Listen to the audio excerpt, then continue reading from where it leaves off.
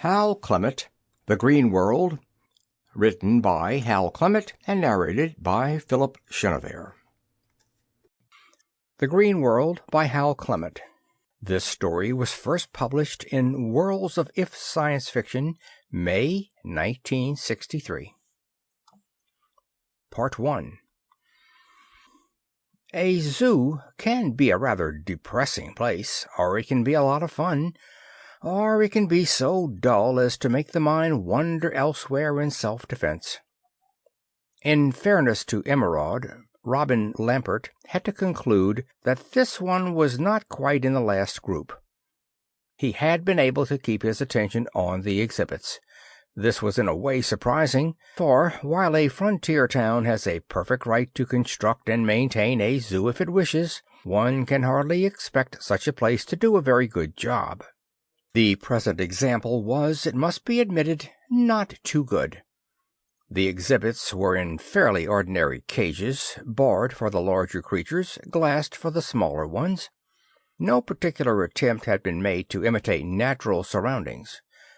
The place looked as artificial as bare concrete and iron could make it. To a person used to the luxuries provided their captive animals by the great cities of Earth and her sister planets, the environment might have been a gloomier one. Lampert did not feel that way.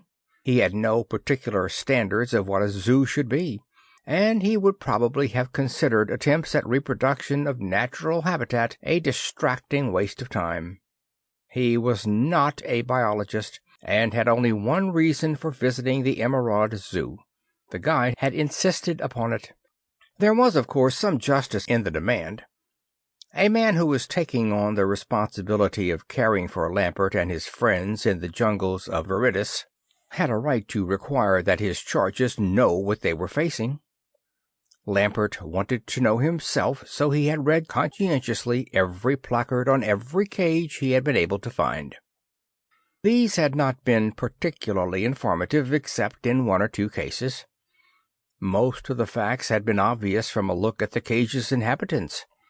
Even a geophysicist could tell that the Phelodon, for example, was carnivorous, after one of the creatures had bared a rather startling set of fangs by yawning in his face.